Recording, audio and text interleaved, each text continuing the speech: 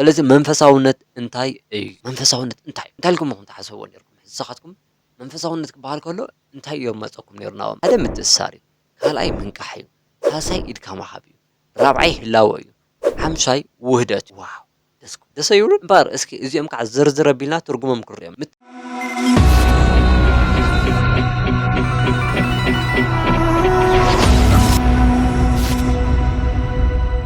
ሰላም ከመይ ትኾኑ ዝኸበርኩም ተኸታተልቲ ቶባ ሰማያዊ እዚ ቻናለይ ሓድሽ እዩ። ኣብ መጠን ሓድሽ ምዃኑ ድማ ሎማዓንቲ ዕለት ሓደ ኢለ ብናይ ቻናለይ ቆፃፅራ ንግብሩ ከየዳናግረኩም እንታይ ክገብረ መዓልቲ ሓደ ወይ ክፋል ሓደ ኢለ ክጅምር እየ ማለት እዚ ማለት ኣብ ንቕሓተ ሕልና ኣብ ናይ ስነ ልቦናውን እተኮር ዝኾነ ሓሳባት ብዘይ ምቁራፅ ንቴስዓ መዓልቲ ብዘይ ምቁራፅ ማለት እዩ ንቴስዓ መዓልቲ መደብ ክሰርሕ እየ። ስለዚ ንስኻትኩም ድማ ቴስዓ መዓልቲ ማለት ምሳይ ክትቅፅሉ ኢኹም።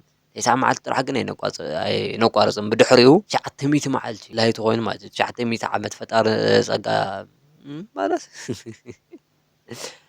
ዝረዝሮ እስካብ ብሂወት ዘለኹም ሓቢርና ቻናል ክንዕብየና ኢልና ተስፋ ይገብርና። ሎማዓንቲ መዓልቲ ሓደ ወይ ደይዋን ኢልና ክንጅምር ኢና ማለት እዩ። ኣብ ደይዋን ሎማዓንቲ ንጅምሮ እንታይ እዩ ክብል መንፈሳውነት እንታይ እዩ? መንፈስ ክንብል ከለና ቅዱሰሎ ሕልኩሰሎ ብዘየገድስ ግን ኣብቲ ኣወንታዊ ዝኾነ ወይ ቅዱስ ዝኾነ ከተኩር ዝደሊ ኣነ ማለት እዩ። ስለዚ መንፈሳውነት እንታይ እዩ? መንፈሳውነት እንታይ እዩ? እንታይ ኢልኩም ኢኹም ትሓስብዎ ነርኩም? ንስኻትኩም መንፈሳውነት ክበሃል ከሎ እንታይ እዮም መፀኩም ነይሩ ናብኦም? ኣነ ጀሚረ ኣለኹ ሕዚ እስኪ መንፈሳውነት ንዓኻ እንታይ እዩ እንተኢልኩምኒ ዋው እዚ ኣመር እዚ ንነብሲ ወከፍና ፍሉይ ዝኾነ ነገር ስለ ዝውክል ትርጉማት ናይቲ ቃል ማለያ ይርደአኒ እዩ ማለት ብፍላይ ከምዚ ዝበለ ሓያልን ቅዱስን ሕቶን እውን ዳርጋ የለን። ስለዚ ግድን ግረም ማለት እዩ። ንዓይ መንፈሳውነት ኪኖ ትስጋዊ ቅርፂ ኪኖ ኣስማትን ተራን ዛንታታትን እዩ። ብሓቂ መን ምዃንና ብዕምቀት ከም ምዝካር እዩ። ስርዓተ ሃይማኖት ወይ ተሪር መንገዲ ኣይኮነን። ውሽጣዊ ሓቂ ምትእስሳርን ምስ ዓበየ ነገር ኣብ ምትእስሳርን ዝነብር ተመክሮ እዩ። ምንጫ ኣምላኽ ምንጫ ኣድማስ መለኮታዊ ወይ ብቐሊሉ ፍቕሪ በሉ። መንፈሳውነት ሕፅር ብዘለ መንገዲ ከመይ ክትገልፆ ትኽእል እንተልካኒ መንፈሳውነት ማለት ሓደ ምትእስሳር እዩ፣ ካልኣይ ምንቃሕ እዩ፣ ሳልሳይ ኢድካ ምሃብ እዩ፣ ራብዓይ ህላወ እዩ፣ ሓምሻይ ውህደት እዩ። ዋው ደስ ኣይብሉን? እምበር እስኪ እዚኦም ከዓ ዝርዝር ኣቢልና ትርጉሞም ክንሪኦም። ምትእስሳር ክንብል ከለና እንታይ እዩ? ቁጥሪ ሓደ እንታይ ኢልና ምትእስሳር ምስ ርእሰይ ምስ ካልኦት ምስ ተፈጥሮ ምስ ዘይረአ ስውር ቅዱስ ኣካል ማለት ዋው ዘይረአ ስውር ቅዱስ ኣካል ኢልና ኢና ኣይኮነ። ስለዚ ፅቡቕ ናይ ምትእስሳር ዘመን ይግበረልና ምስ ፈጣርና ጥራሕ ዘይኮነን ኣነ ንስኹምንም ብደንቢ ተኣሳሲርና ይህን ንበሃለሉ ሓሳባት ንካፋፈለሉ ቻናል ክኸውን እዩ።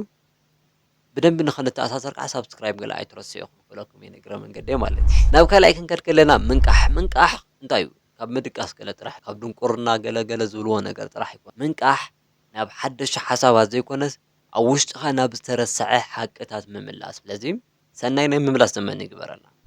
ሳልሳይ ኢድካ ምሃብ ክንብል ከለና ከምዚ ምምራኽ ምናምን ገለ ንላዕሊ ገለ ከይተሓስብዎ እሺ። ኢድካ ምሃብ ክንብል ከለና ካብ ምቁፅፃር ዋሕዚ ምምሃር ካብ ምጭዳር ምስማዕ ርግኣት ትሕትና ማለት እዩ። ራብዓይ ህላወ ክንብል ከለና እንታይ እዩ? ካብ ክውንነት ምህዳም ዘይኮነት ኣብኡ ብዕምቀት ምጥሓል ምስ ንቕሓት ምትእስሳር ማለት። ሓምሻይ ውህደት እዩ። ነተመክሮ ወዲ ሰብ ሓሊፍካ ዘይኮነስ ከም ቅዱስ ጌርካ ምኽባር ማለት ኣካልን ነፍስን ብሚዛናውነት ምውሃድ ምቕዳስ ኣብ መንጎ ሓሳባት ዘሎ ህድኣት ትምህርቲ ስቃይ ልኡም መምርሒ ስነ ኣእምራዊ ምልክት ከምኡ እውን ዋላ ሓንቲ ዘይሓቲ ስቕ ዝበላ ሓይሊ ፍቕሪ ኩሉም መስትያት ምዃኑ ይምህር። ነፍሲ ወከፍ መበገሲ ነፍሲ ወከፍ ሓጎስ ነፍሲ ወከፍ ፅላሎስ ነፍሲ ወከፍ ሓዘን ከምኡ እውን ክንፍወስ ክንምዕብልን ናብ ሓቂ ክንምለስን ይዕድመና። ንሕና ሰብኣዊ ተመክሮ ዘለና መንፈሳውያን ፍጡራት ኢና። ነዚ ኣለሊና ፈሊጥና ንባዕልና ከመይ ናብ መቦቀልና ንምልሳ ክንሓስብ ይግባአና። ብሓፂሩ ናይ ሎማዓንቲ ሓሳበይ ዝነበረ እንታይ እዩ? ኣብ መወዳእታ ጥቕልል ኣቢለ ዝወኩም እቲ ቀንዲ ዕላማ መንፈሳውነት ናብ ገዛእ ቤታ ምምላስ እዩ። ናብ ገዛእ ቦታኣ ወይ ገዛ ክንብል ከለና እንታይ እዩ? ናብ ሓደ ቦታ ዘይኮነት ናብ ነፍሲ እዩ። ነፍሲ ብግዜን ብቁሳዊ ዓለምን ትድረት ኣይኮነት። እዚ ማለት ዘለኣለማዊት እያ ኣልፋን ኦሜጋ ንብላ ወይ ኢንፋይናይት እያ ንብላ እዚ እዩ ነፍሲ ማለት። ምናልባት ኣነ ንስኹም ኣብ ዝኾነ ዘመን ኔርና ክንኮን ንኽእል ኢና ወይ ኣብ ካሊእ ፕላኔት ኣብ ካሊእ ዝኾነ ከምዚ ብሃይማኖት እውን ብሄረ ቡፃን ምናምን ገለ ዝበሃለሉ ኣይኮነ። ምናልባት ከምዚ ክብል ከለኹ ንባዕልኻ ከም ፃዲቕ ዲኻ ትርኢ ገለ ኢልኩም ከዓ ብኣሉታዊ እንትን ከይትወስድዎና ብቻ ኣብ ዝኾነ ዘመን ኔርና ደጊምና ተፈጢርና ክንከውን ንኽእልና። ምክንያቱ ነብስና ፍጹም ዘይትመወስ ዘላለማዊ ስለ ስጋና ግን ጉዱብ እዩ ኣብ ግዜን ኣብ ምድራዊ ዝኾነ ቦኩስ ዝተገደበ እዩ ናይ ንሞተሉ ሰዓት ኣለና ኣብኡ መፅእ ነብስና ግን ፍጹም ዘይትመወስ ዘላለማዊት እያ ስለዚ ነዛ ዘላለማዊ ዝኾነት ነብስና ንኽንረክብ እንታይ ክንገብርና ምስ ኣካልና ወይ ምስቲ ስጋና ብኣግባቡ ክንረዳድእን ክንፈቐርን ክንተኣሳሰርን ክንነቅሕን ኣብ ህሉው ክንነብርን ኣለና ማለት ኢና ንሎማዓንቲ ኣብዚ ከጠቓልል እየ ኣብ ቀጻሊ 10 ጥቕምታት ሜዲቴሽን ብዝብል ሓሳብ ሒዘልኩም ክመጽእ እየ እስካብ ጽባሕ ንራኸብ ማለት እዩ ደሓን ኩኑለይ ብዝኾነ ማለት እዩ ይቅርታ ሳብስክራይብ ዘይገበርኩም ያው ሳብስክራይብ ብምግባር ጀምሩ ኣሓኩም እየ ወገንኩም እየ ኣፈሙስኒ እህፍትሙኒ